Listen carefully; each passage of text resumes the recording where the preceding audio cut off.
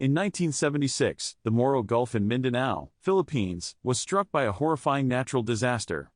A tsunami, with waves reaching up to 30 feet high, unleashed unimaginable devastation upon the coastal communities. Homes and infrastructures were obliterated, leaving only ruins in its wake. Countless lives were lost, families torn apart, and a once thriving region plunged into despair. But amidst the chaos and destruction, stories of courage and survival emerged. Ordinary people became heroes as they braved the onslaught and joined hands to save those in need. The strength of the human spirit shone through as communities united, rebuilding their lives from the ground up. Today, scars of the past remain visible, serving as a constant reminder of the resilience and determination of the people who endured unimaginable hardship. The 1976 Moro Gulf tsunami should not be forgotten. Its untold story deserves to be heard, to honor the memories of those we lost and to recognize the indomitable spirit of survivors. Join us on this journey as we uncover the untold story of devastation and survival, a testament to the resilience of the human spirit. Thanks for watching and don't forget to subscribe to our channel. In this gripping video, we uncover the untold story of the devastating 1976 Moro Gulf tsunami that struck Mindanao with unimaginable force. Join us as we delve into the harrowing events surrounding this catastrophic natural disaster, which resulted in a towering 30-foot-high tsunami wave that wreaked havoc along the Moro Gulf coastline. Witness the heart-wrenching tales of survival, bravery, and resilience from individuals who experienced this unimaginable tragedy firsthand. Our expert team of researchers and survivors will guide you through a compelling narrative that sheds light on the immediate aftermath, the challenges faced, and the remarkable recovery efforts that followed this extraordinary event. Through gripping visuals, rare footage, and first-hand accounts, we aim to bring this untold story closer to your screens, ensuring that the memory of the 1976 Moro Gulf tsunami remains alive and its lessons are remembered. Gain a deeper understanding of the dynamics of tsunamis, the impact on affected communities, and the subsequent measures undertaken to prevent future disasters. Join us as we pay homage to the strength of the human spirit in the face of unfathomable devastation. This video offers a unique opportunity to learn from history and honor those whose lives were forever changed by the 1976 Moro Gulf tsunami. Don't miss this chance to be part of uncovering this forgotten chapter. Midnight shocker of 76, remembering the deadliest tsunami in Philippine history, the tremors came unexpectedly, like a thief in the middle of the night. At exactly 11 minutes past midnight on August 17, 1976, a massive earthquake with the magnitude varying between 7.9 and 8.2 on the Richter scale jolted those in the area surrounding Moro Gulf in Mindanao.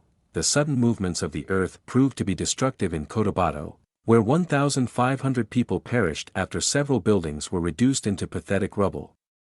In Pagadian, a coastal city 80 miles northwest of Cotabato, the quake was enough to wake people from a deep sleep and make them realize that something unusual was about to unfold.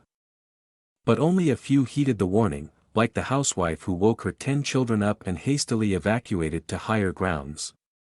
For the majority, however, the lure of staying asleep was too much, and it was something that ultimately cost them their lives. The epicenter of the great earthquake was located 40 kilometers off the shores of Sultan Kudarat. From the depths of the Moro Gulf came giant waves that moved in all directions, slowing down as it reached the surface to form one of the most terrifying phenomena known to mankind, tsunami. Signs of the impending cataclysm happened so quick, giving those in the coastline little or no time to prepare. Within few minutes after the earthquake, water started receding as far as 2 kilometers. Exposing plenty of fish flapping for their lives and parts of the islands never seen before by the locals. And then came the deep terrifying sounds that closely resemble a cascading rain, boiling water, or the rumbling of many trucks. Little did they know, the unusual sounds were nature's last plea to people who should have started running for their lives. But it was too late. 3 to 4 waves towering to as high as 9 meters came crashing down to the 700 kilometers coastline surrounding Moro Gulf. Coconut trees were uprooted, fishing boats sunk, fish ponds destroyed, cars smashed onto each other, and countless buildings reduced into pieces of wood and steel. Nonetheless, the staggering number of properties destroyed was not even enough to equal the human lives lost in the tragedy. Those were the first few words uttered by then Social Welfare Minister Estefania Aldabalim upon her arrival on the morning of August 17 in Pagadian City, where the strongest blow of the tsunami was felt. The area was literally wiped out by thick layers of mud, with house debris along with thousands of dead bloated bodies floating everywhere. The retrieval operations were nothing short of emotionally taxing, mothers with babies tightly clasped to their breasts, fathers holding on to the little children.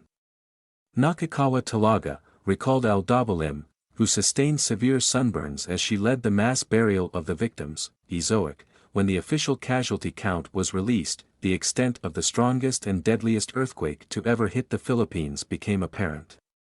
Over 8,000 people were either dead or missing, most likely dead, 10,000 were injured, and about 90,000 were left homeless. Among the hardest-hit areas were the coastal villages of Sulu, North Cotabato, Maguindanao, Zamboanga provinces, Lanao del Sur and Lanao del Norte.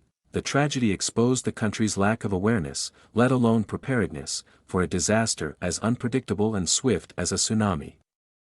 About 95% of the casualties were victims of the tidal waves, which didn't make sense at first since most seashore dwellers were trained swimmers.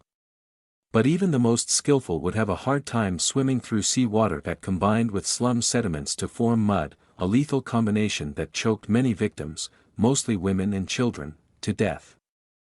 Following President Ferdinand Marcos's declaration of a state of national calamity, local resources were mobilized to help in the relief operations. It can be recalled that the strongmen refused foreign aid, including that of the U.S., which was still engaged in several negotiations with the Marcos government at that time over the issue of American bases in the Philippines.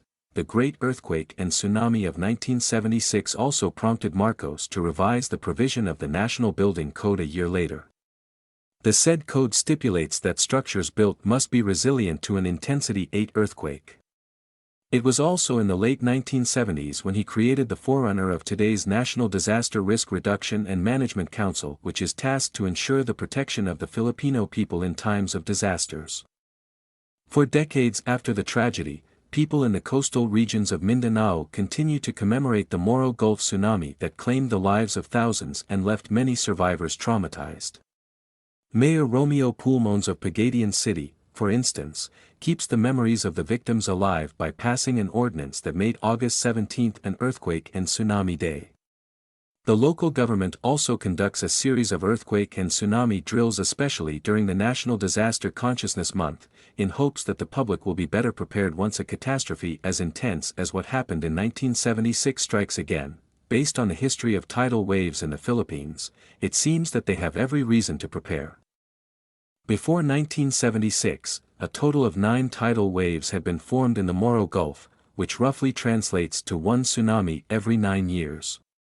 Statistics also show that the area surrounding the Moro Gulf is the most prone to tidal waves, but if Philippine Institute of Volcanology and Seismology, PHIVOLCS, Director Renato Solidum is to be asked, it's not only Mindanao but the whole archipelago that is at risk of being crushed by the mighty waves of a tsunami.